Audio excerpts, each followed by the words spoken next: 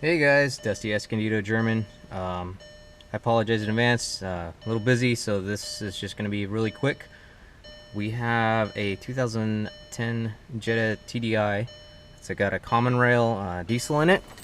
Customer's complaint, we've seen quite a few of these now, is normal driving, car stays within the middle mark on the temperature gauge, and as they go through, say, like a long grade, and they're lugging the car, whether it be an automatic or manual tranny, the temperature starts rising.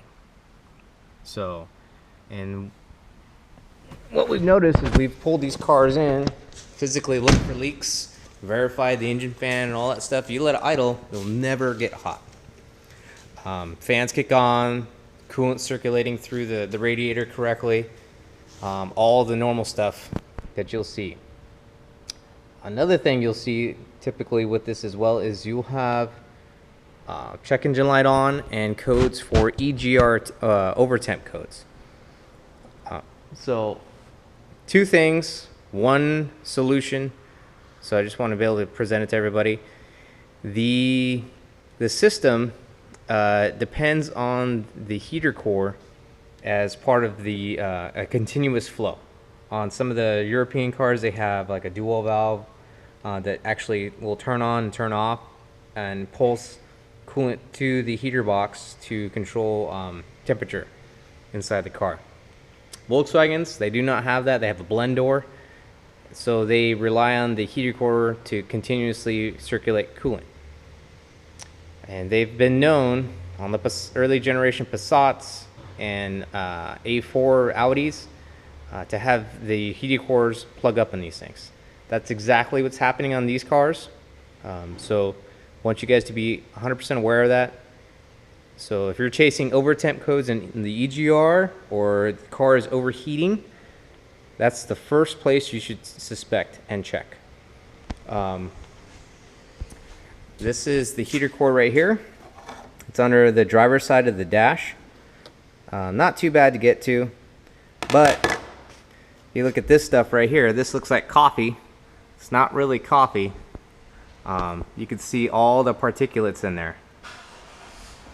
What I'm guessing here, I'm not an engineer, I don't have the time to do the studies on this stuff, but Volkswagen coolant in general doesn't like to be overheated, and I think what it's doing is it's, as it gets to a certain temperature range, especially because these EGRs get super hot because of the diesel particulate filter, when that thing lights off to be able to burn that soot and the ash content, it is affecting how hot that EGR cooler gets.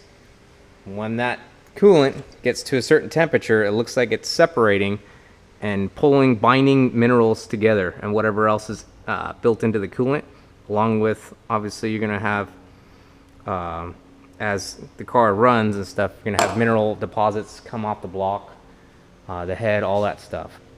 So I think it's what it's doing is just binding, and it's going to go to the obviously the smallest restriction. And if you look at this heater core, these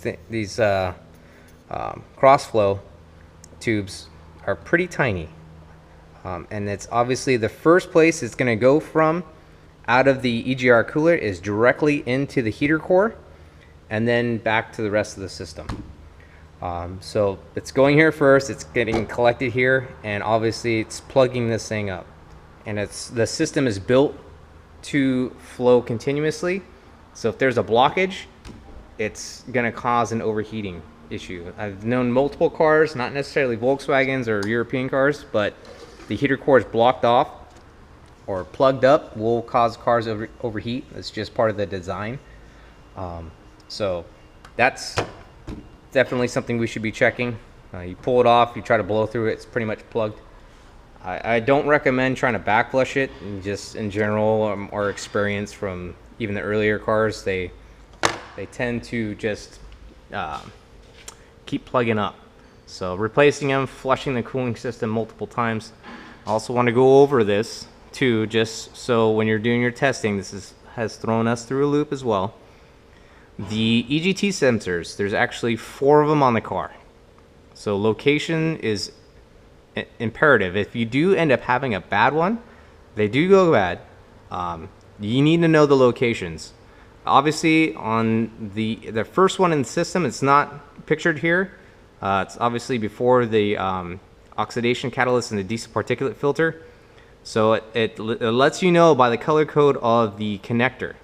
So EGT1 is going to be on the firewall, and it's going to be black. Number 22 on this illustration right here, that's number 2 EGT. It's going to have an orange connector on the firewall. Number 23 is right next to it. It's going to have a brown connector. And then you have number 4, which is going to have an orange connector. So that's a little bit further down the line. Just want to be able to present that so you guys know exactly where this stuff is at, because the last thing you want to do is, oh, I replaced number 1 and it's actually number 2 and you still have a code. That will definitely get you to scratch your head. So, but yep, TDI, common rail diesel, overheating, EGR codes, check that first. Verify that that's not plugged. If it is plugged, replace it, flush the system, and hopefully that resolves your issue. The second part of this is any of these new diesels, the clean diesels, if there is an issue in the system, it stops the regeneration process on the particulate filter. When that happens, it can lead to these things plugging up, and if they get beyond a certain point and they can't regenerate, you have to replace them. So don't prolong having a check engine light on in these cars, because it's going to cost you way more money in the long run than just getting it resolved right away. So hope that helps. It's well informative. If you have any questions, just leave a comment and I'll get to it as soon as I can. All right, thanks guys.